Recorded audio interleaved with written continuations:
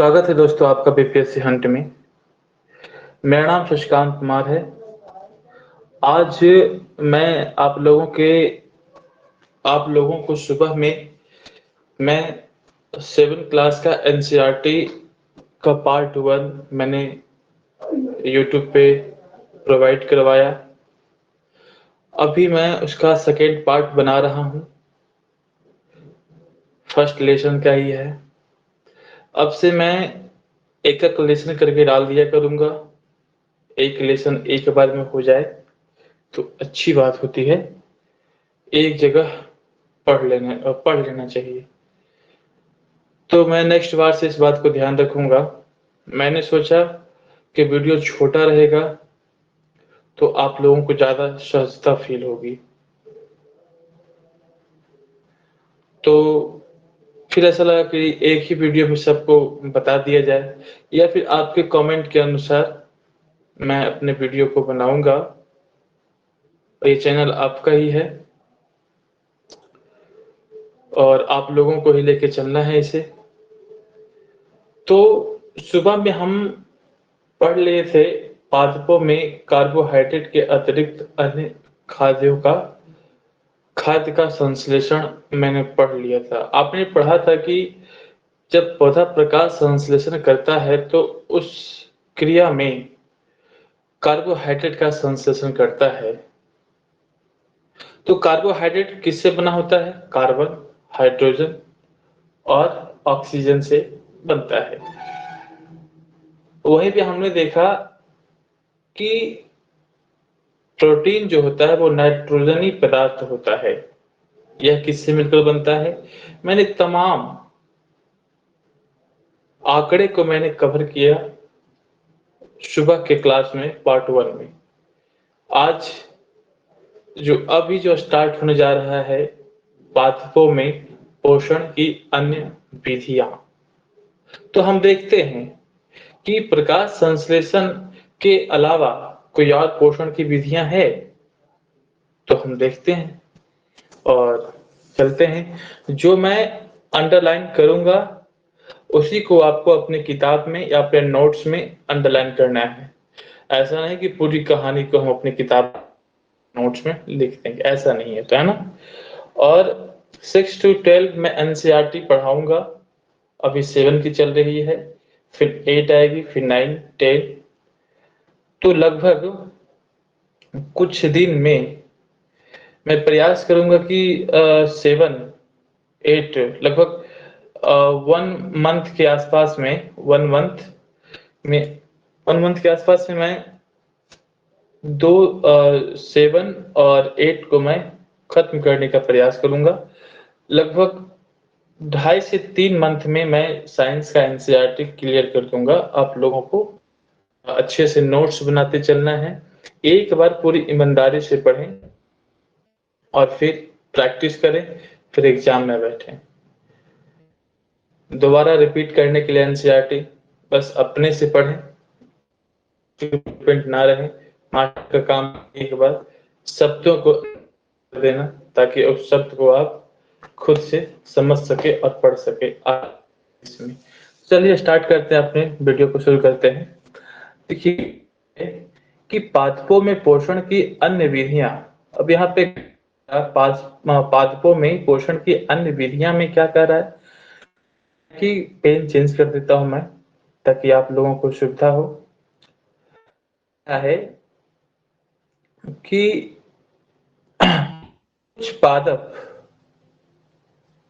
कुछ पादप ऐसे भी हैं जिनमें क्लोरोफिल नहीं पाया जाता है।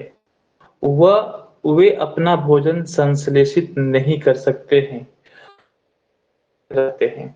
तो अभी आपने देखा कि जिस पौधे में क्लोरोफिल होता है वो प्रकाश संश्लेषण करता है ना। तो अब कह रहा है ऐसे भी हैं जिनमें क्लोरोफिल नहीं पाया जाता है, क्लोरोफिल नहीं पाया जाता है, तो वे अपना भोजन संश्लेषित नहीं कर सकते। वे कैसे जीवित रहते हैं, ये सवाल है। उनके 7 क्लास के बच्चे के माइंड में ऐसा सवाल आ रहा है। प्रकाश प्राप्त करते हैं। मनुष्य एवं अन्य प्राणियों की तरह ये पादप भी अपने पोषण के लिए अन्य द्वारा खाद्य पर निर्भर होते हैं। वे विषम पोषी प्रणाली का उपयोग हैं। तो सुबह मैंने बताया था कि स्वपोषी और तो रिवाइज करें जो मैंने बताया था। तो क्या कह रहा है कि हाँ, चित्र 1 ध्यान से देखिए, क्या आपको एक वृक्ष के तने एवं शाखाओं से लिपटी रस्सी नुमा पीले रंग की संरचना दिखाई देती है? ये अमरवेल का पादप है। देखिए आपको क्या सबसे पहले यहाँ सवाल मिल गया कि निम्नलिखित में से किस पौधे में क्लोरोफिल नहीं पाया जाता है? अगर ऑप्शन रह गया अमरवेल, तो अमरवेल में नहीं पाया जाता है। ठीक है, पहला, इसमें क्लोरोफिल नहीं होता है। ये अपना भोजन पादप से प्राप्त करते हैं जिस पर ये आरोहित होते हैं। सॉरी, टंग स्लिप कर गया। ये आरोहित होते, जिस पर ये आरोहित होते हैं वह पादप परपोषी कहलाता है। तो कहता है कि जिस पौधे पे ये आरोहित होते हैं, मतलब लिपटे हुए होते हैं, वह पौधा क्या कहलाता है? परपोषी कहलाता है। क्योंकि परवेल जैसे पादप परपोषी को आमूलक से वंचित करते हैं, अतः इन्हें परजीवी कहते हैं। तो कह रहा है, क्या हम, देखिए इसी पे आप फिगर में देख लीजिए। फिगर में जो अमरवेल, देखिए एक पेड़ है, उसके ऊपर देखिए पीला पीला इस प्रकार, पेन चेंज कर देता हूँ, पीला तो मेरे पेन ऑलरेडी है। देखिए पीला है, ये अमरवेल का है। ये अमरवेल, इसके ऊपर क्या है? आरोहित है, इस प्रकार से आरोहित है। और जो अमरवेल है इस पौधे से न्यूट्रिशन प्राप्त करता है। ठीक है, तो इस क्या देख रहे हैं? कह रहा है हम एवं अन्य जंतु की बात करते हैं। कह रहा है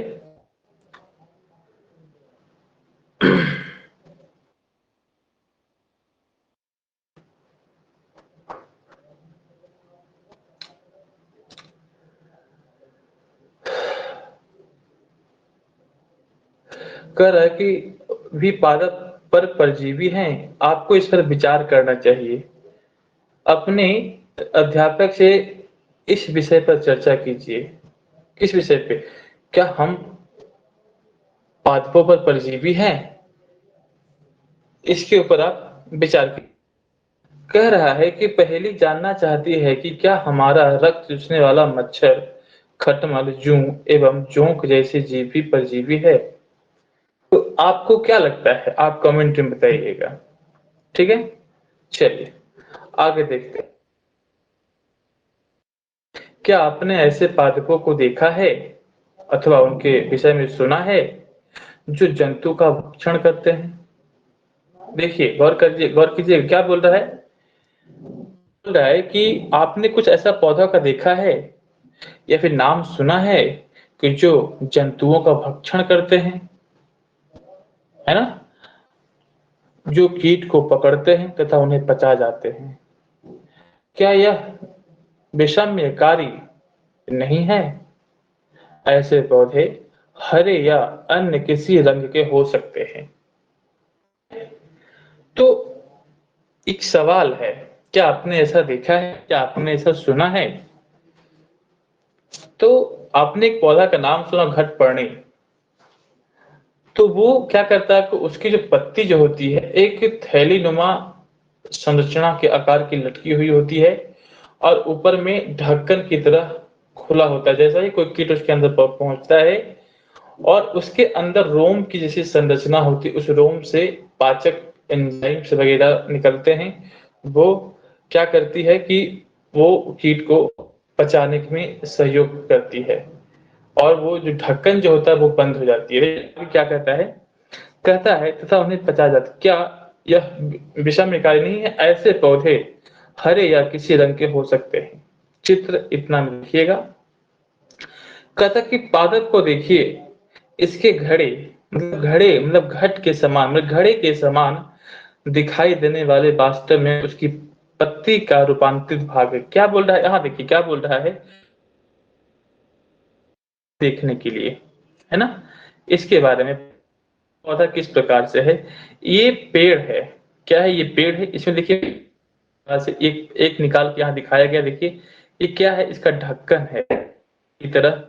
क्या है? ये बंद है। जैसे ही इसके अंदर कीट पहुंचती है, इसके अंदर इस प्रकार से रोम निकला हुआ होता है, जिससे पाचक एंजाइम से वगैरह निकलता है, और जैसे ही कीट पहुंचता है ये बंद हो जाती है।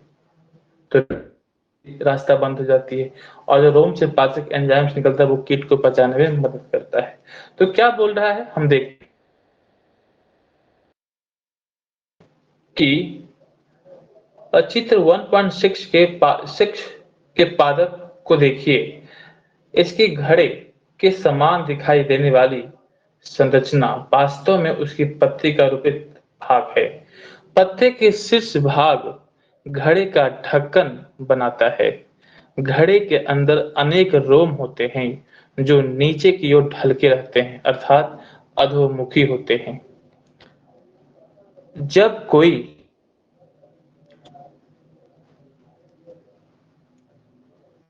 ठीक है जब कोई कीट प्रवेश करता है तो उसके रोमों के बीच फंस जाता है। घड़े में उपस्थित पाचक द्वारा रस कीटों को पाचन हो जाता है। कीटों का भक्षण करने वाले ऐसे पादपों को कीटभक्षी पादप कहते हैं। तो देखिए एक बात बताते हैं, पहला पौधा का नाम मैंने आपको क्या बताया? घटपर्णी। मैंने आपको बताया था घटपर्णी पौधा होता है। देखिए मेरे पास पेन नहीं है, मैं काम चला रहा हूँ।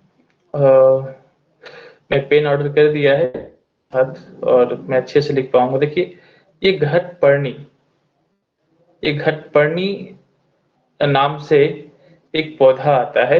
ये क्या करता है? कीट को खाता है। दूसरा पौधा का नाम लिख लीजिएगा, किताब में इसमें नहीं दिया है, तो दूसरा पौधा का नाम दे लिख लीजिएगा। एक हो गया।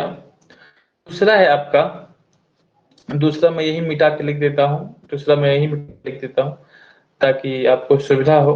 देखिए दूसरा है आपका, दूसरा कौन सा है आपका? Venus fly. क्या नाम है उसका? Venus Venus fly. इस प्रकार से लिखिएगा, विनस फ्लाई फ्लाई है। और तीसरा क्या है? तीसरा यही मिटा करके लिख देता हूं मैं। तीसरा क्या है? तीसरा भी है आपका सन डयू। सन डयू है ना? सन डयू नामक पौधा है। तो ये क्या करता है? ये नामक पौधा जो है क्या करता है? ये कीट का भक्षण करता है। तीन पौधा मैंने बता दिया, घटपर्णी, विनस फ्लाई और सन डयू। इस प्रकार से मैंने तीन पौधों का नाम बता दिया है ना। तो अपने नो है कि बुनित है। यदि घटपर्णी हरा होता है और प्रकाश संश्लेषण संपादित करता है तो कीटों का भक्षण क्यों करता है? ये सब के भी मन में आया होगा, है ना? तो क्या संभव है कि इस प्रकार के पादपों को मृदा से भी सभी पोषक नहीं मिल पाते हैं जिनकी उन्हें आवश्यकता है? तो विचार करने के लिए कह रहा है। आप इसके ऊपर देखिएगा, कुछ अपने से भी कंटेंट खोजने का प्रयास कीजिए, ऐसा क्यों होता है ना? तो इससे क्या होगा कि आपके मानसिक लेवल पे डेवलप होगा। नहीं होगा तो मैं लास्ट में तो हो ही मैं बता ही दूंगा, क्योंकि देखिए मैं पढ़ाने के बाद एक ओवरऑल एक मैं इसको स्मॉल करके मैं एक नोट्स आप लोगों को प्रोवाइड करवाऊंगा। इसे कि प्रोवाइड करवाने का मतलब है कि मैं आपको टाइपिंग करके नहीं दूंगा, मैं लिख दूंगा यहाँ पे। जैसे कि 11 लेसन, इसमें टोटल कितना 18 लेसन है, तो लगभग 2 लेसन 3 लेसन करके मैं प्रत्येक दिन एक नोट्स यहाँ पे बोर्ड पे ही मैं पर डे बना दिया करूंगा। खत्म होने के बाद भले इसमें समय लगे, मैं इस पे मेहनत करूंगा, अच्छे से आप लोगों के लिए मेहनत करूंगा ताकि आप लोगों को लाभ मिल सके हमारे चैनल का। और इस चैनल को आप लोग लाइक भी कीजिए और अपने दोस्त लोगों को भी शेयर कीजिए ताकि वो किसी ग्रामीण क्षेत्र में बैठे हैं, उनको एनसीईआरटी या फिर यूपीएससी की तैयारी या फिर अन्य एग्जाम की तैयारी करना चाहते हैं तो इसके माध्यम से वो अपनी इस सीट को सुनिश्चित करने का उनको मौका मिलेगा। ठीक है, तो आप लोग इसको आगे बढ़ाइए। आप लोगों का ही चैनल है, आपका सपोर्ट बहुत जरूरी है। आपका एक लाइक हमें मोटिव प्रदान करता है, मोटिवेशन देता है। चलिए आगे देखते हैं। तो अगला आ गया मृत जीवी। तो मृत जीवी क्या कह रहा है? आप सब सुने हैं, परंतु पढ़ेंगे पहली बार। मृत जीवी, तो गौर कीजिएगा, अपने बाजारों में छत्रक बिकते देखे होंगे। मशरूम आपने देखा ही होगा, है ना? है ना? तो बोल रहा है, जो मैं अंडरलाइन करूंगा बस वहीं मैं जहां मैं बोलूंगा उसको लिखना है तो उसी को लिखेंगे, नहीं लिखेंगे। वर्षा के दिन वृक्ष के सड़ी गली टूटी टहनियां अथवा तने या छाल पर छाते के समान संरचना के गुच्छे आपने देखे होंगे। आइए आइए देखें कि जीवन यापन हेतु इन्हें किस प्रकार की आवश्यकता होती है और उन्हें कहाँ से प्राप्त होते हैं। ठीक है? आप जो ये कार्टून वगैरह जो रहता है इसको एक बार पढ़ लिया। देखिए, मुझे जानना चाहता है कि ये जीव अपना भोजन किस प्रकार प्राप्त करते हैं। मशरूम के बारे में, इन्हें प्राणियों के समान मुख नहीं होता है, ये हरे पादप के समान भी नहीं होता है, इनमें क्लोरोफिल अनुपस्थित होता है। देखिए, अब यहाँ पे क्या बोल रहा है कि मशरूम में क्या उपस्थित होता है? तो नहीं होता है, अनुपस्थित होता है। अतः यह प्रकाश संश्लेषण द्वारा भोजन संश्लेषण नहीं कर सकते हैं। तो गौर कीजिएगा, क्लोरोफिल नहीं होता है, अमरबेल में भी नहीं होता है, मैंने बताया भी है। चलिए आगे कह रहा है,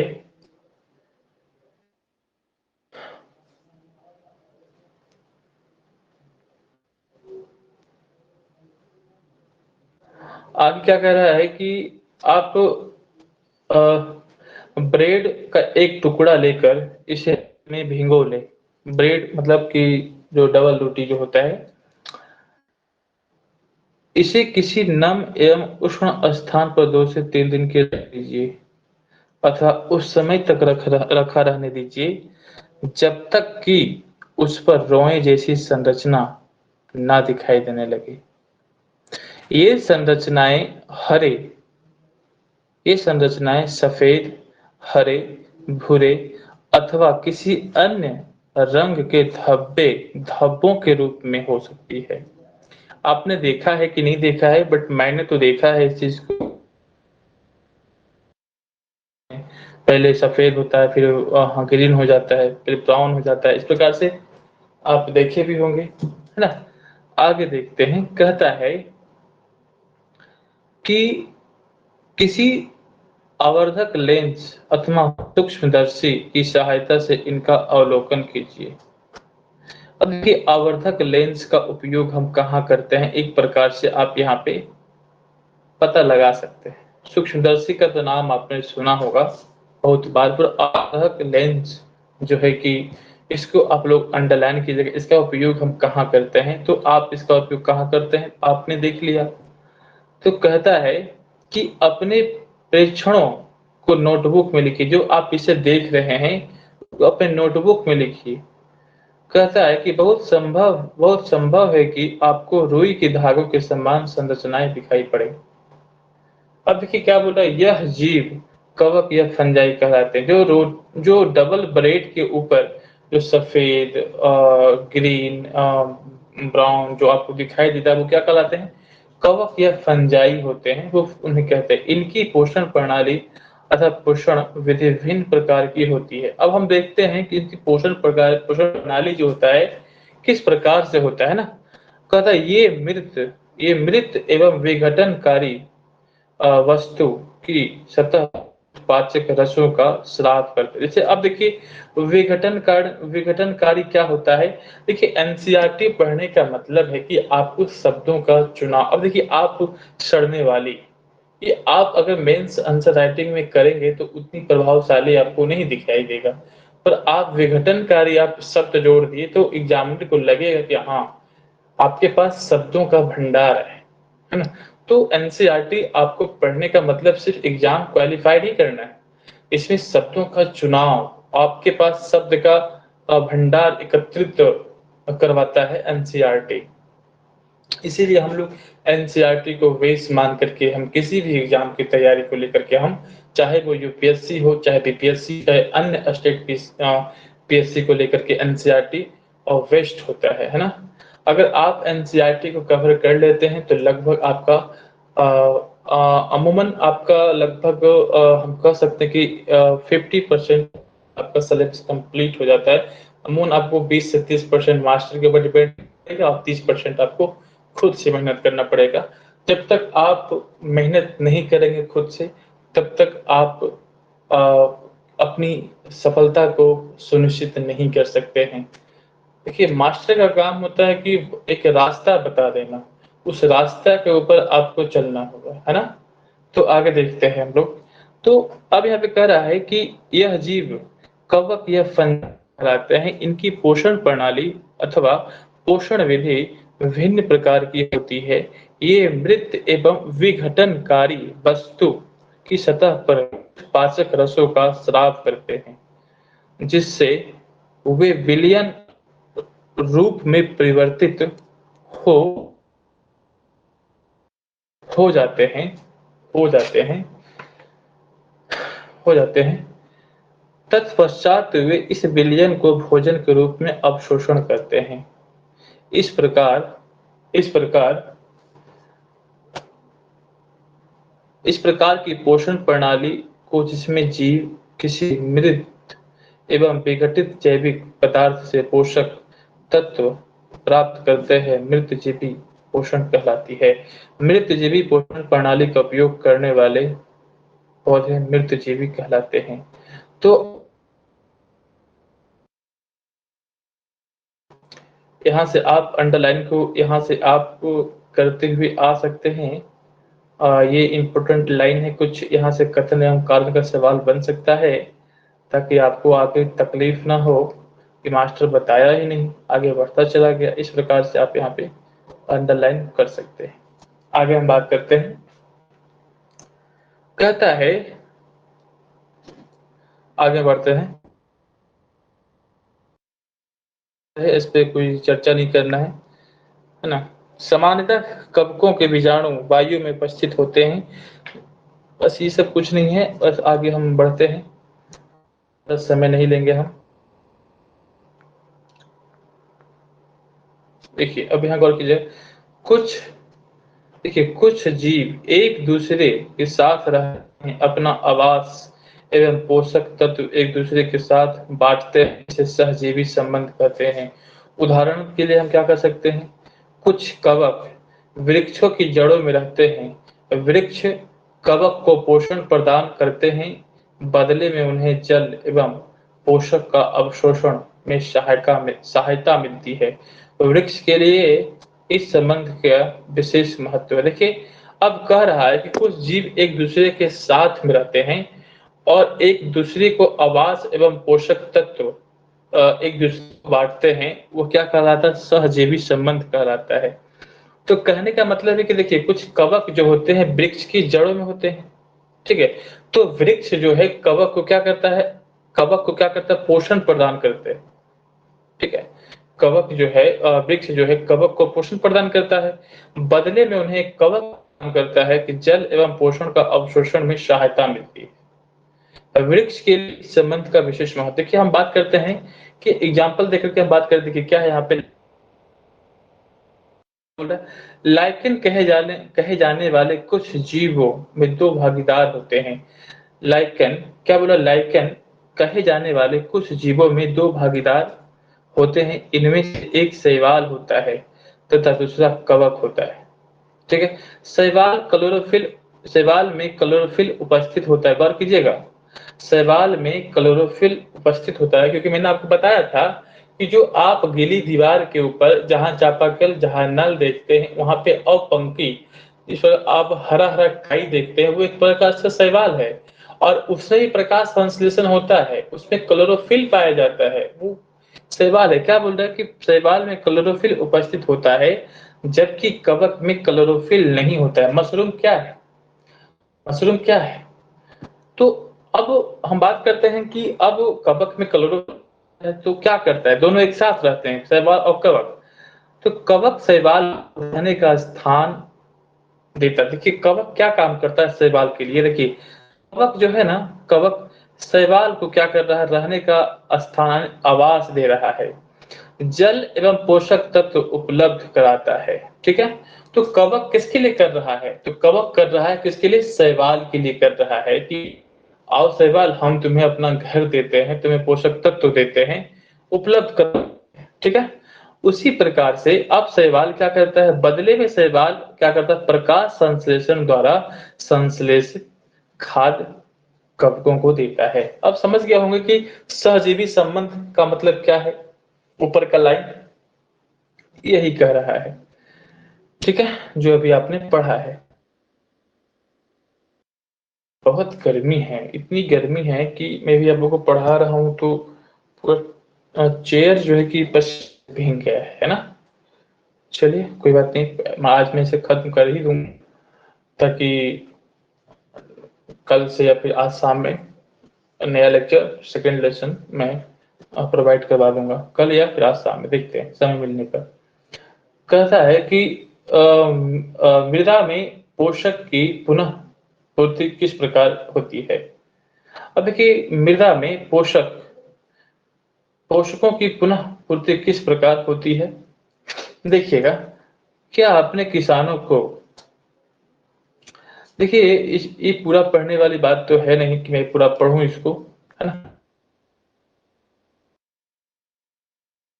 और आप देख लीजिएगा, आप खुद से पढ़ लीजिएगा। देखिए अब यहाँ से देखिए, पादपों को प्रोटीन, देखिए पादपों को प्रोटीन बनाने के लिए सामान्यतः नाइट्रोजन की अधिक आवश्यकता होती है। देखिए क्या बोल रहा है कि पादपों को प्रोटीन बनाने के लिए सामान्यतः नाइट्रोजन की आवश्यकता अधिक होती है।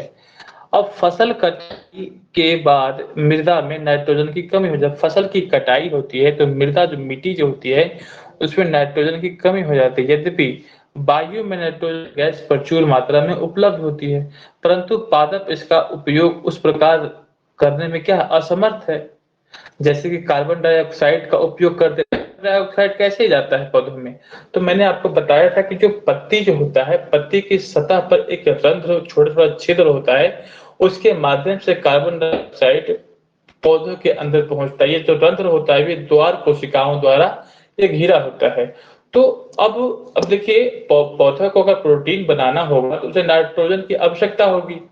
तो आप जैसा जानते हैं कि वायुमंडल में नाइट्रोजन की मात्रा अधिक है, तो क्या उसी प्रकार से ले सकता है जो सब है, नहीं। तो मैंने आपको बताया था कि एक जीवाणु है, उसका नाम क्या है, राइजोबियम। तो यहाँ पे देखिए क्या बोल रहा है, पौधे नाइट्रोजन को विलय के रूप में ही अवशोषित कर सकते हैं, विलय के रूप में अवशोषित कर सकते हैं। कुछ जीवाणु जो राइजोबियम कहलाते हैं, वायु नाइट्रोजन को विलयी पदार्थ में परिवर्तित कर देते हैं, पर राइजोबियम अपना भोजन स्वयं नहीं बना सकते। ये चना, मटर, मूंग, सेम तथा फलीदार पादपों की जड़ों में रहते हैं। देखिए राइजोबियम के जो दलहनी पौधा जो होता है ना, उसके जड़ों में ज्यादातर के है ना। नाइट्रोजन को स्थिरीकरण की प्रक्रिया करता है, क्रिया कौन करता है, तो राइजोबियम जीवाणु करता है। इस प्रकार से सवाल आया भी है और दरोगा में भी आया है और अन्य एग्जाम में भी देखने को मिलेगा आप। तो आप इसको चलते चलिए, और एनसीईआरटी पढ़ने के बाद तो साइंस में कहीं से कोई दिक्कत नहीं होगा। अगर 30 सवाल है, 30 में 28 सवाल करके आएंगे, है ना। चलिए, कहता है कि हाँ ये तो मैंने बताया, जड़ों में तथा उन्हें उन्हें नाइट्रोजन की आपूर्ति करते हैं। अधिकतर दाल पादपों से प्राप्त होता है, इसके बदले पादप राइजोबियम जीवाणु को आवास एवं खाद्य प्रदान करते हैं। उनमें साइकिल में सहजीवी संबंध किसका था, कवक और शैवाल का था। अब राइजोबियम में पादप और राइजोबियम में सह संबंध होता है। पादप क्या करता है कि उसको रहने का आवास प्रदान करके, क्या बोल रहा है यहाँ पे, यहाँ बोल रहा है कि पादप जो था राइजोबियम जीवाणु एवं खाद्य प्रदान करता है, और राइजोबियम क्या करता है, तो नाइट्रोजन को क्या करता है, ये उपयोग यौगिक में बदल करके पादप को देता है ताकि वो प्रोटीन क्या सहजीवी संबंध का एग्जाम्पल है ये। तो लाइकेन हो गया, राइजोबियम हो गया, ये सब क्या है, सहजीवी संबंध का उदाहरण है। ठीक है, आगे बात करते हैं। इस संबंध का किसानों के लिए विशेष महत्व है। दालों की फसलों के लिए उन्हें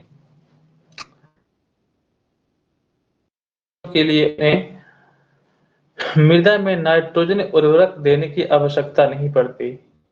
यही नहीं कि दाल की फसल उगाने के बाद अगली फसल के लिए भी समानता और आवश्यकता नहीं लगती। अब देखिए, इस अध्याय में आपने पढ़ा कि अधिकतर पादप स्वपोषी होते हैं। ठीक है, केवल बहुत ही कम पादप ही हैं जो अन्य पोषण प्रणाली अपनाते हैं, जैसे कि परजीवी एवं मृतजीवी। और परजीवी में कौन सा हो गया, अमरबेल हो गया। मृतजीवी में कवक वगैरह हो गया ना, तो मैंने बताया है। तो परजीवी मृतजीवी दूसरे पादपों को पोषण प्राप्त करते हैं। सभी प्राणी अपने भोजन के लिए पादप तथा प्राणियों पर निर्भर करते हैं। देखिए, कि दुनिया में जितने भी प्राणी हैं, जंतु हैं, जीव हैं, जो भी है तथा अन्य प्राणी पर निर्भर करते हैं। क्या है, पादप तथा अन्य प्राणियों पर निर्भर करते हैं। उन्हें विषम पोषी के रूप में समूहीकृत किया गया है। क्या हम कह सकते हैं कि कीटभक्षी पौधे आंशिक विषम पोषी हैं? तो ये होता है आपका वन लेसन समाप्त हो गया। अब हम देखते हैं क्या कहते हैं। अब देखिए, कुछ सवाल है यहाँ पे। अब देखिएगा, इसको आप खुद से पढ़ लीजिएगा। ये पढ़ने के बाद आपको पूरा ये क्या बोलते हैं कि जो भी आपने लेसन पढ़ा है, ये लेसन को समराइज कर देगा आपको। ठीक है, तो लेसन को आपको समराइज कर देगा, इसको आप पढ़ लीजिएगा। ठीक है, आगे हम बढ़ते हैं। अब देखिए, कुछ जीवों को खाद्य की आवश्यकता क्यों होती है। अब यहाँ पे आंसर मिला था। और परजीवी एवं मृतजीवी में क्या अंतर स्पष्ट कीजिए। परजीवी किसे कहते हैं, मृतजीवी किसे कहते हैं, ये आपको बताना है ना। इस प्रकार से है। उसके बाद हम बात करें कि अन्य पत्ती में मंड स्टार्च की उपस्थिति का परीक्षण कैसे करेंगे। हरे पादप में खाद्य संश्लेषण का प्रक्रम संक्षिप्त विवरण दीजिए। किसी प्रवाह की सहायता से दर्शाइए कि पादप भोजन के लिए मूलभूत स्रोत है। अब रिक्त स्थान को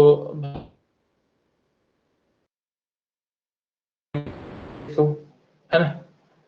और देखिए, अब यहाँ क्या कि अमरबेल उदाहरण है किसी का, किसका है, तो परजीवी का है। कीटों को पकड़कर आहार भोजन कौन सा बनाती है, तो ये हो गया, है ना। तो इस प्रकार से आप देखिएगा कि आपको मैंने सब पढ़ा दिया। बोल रहा है कि यहाँ पे है कि क्लोरोफिल। अब देखिए क्या क्या बोल रहा है क्लोरोफिल। अब देखिए, हम बात करते हैं क्लोरोफिल, नाइट्रोजन, अमरवेल और जंतु। ठीक है, अब नाइट्रोजन की बात करते हैं। क्लोरोफिल कहाँ पाया जाता है, तो पत्ती में पाया जाता है। नाइट्रोजन जीवाणु की बात करते हैं। अमरवेल क्या है, परजीवी है ना। और ये क्या है, जंतु क्या है, जंतु क्या है आपका,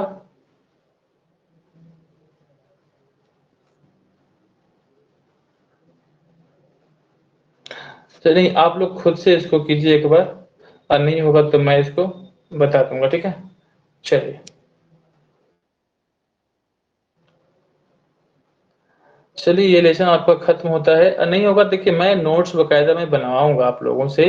मैं खुद बना करके आप लोगों को दो दो लेसन करके मैं दूंगा, है ना।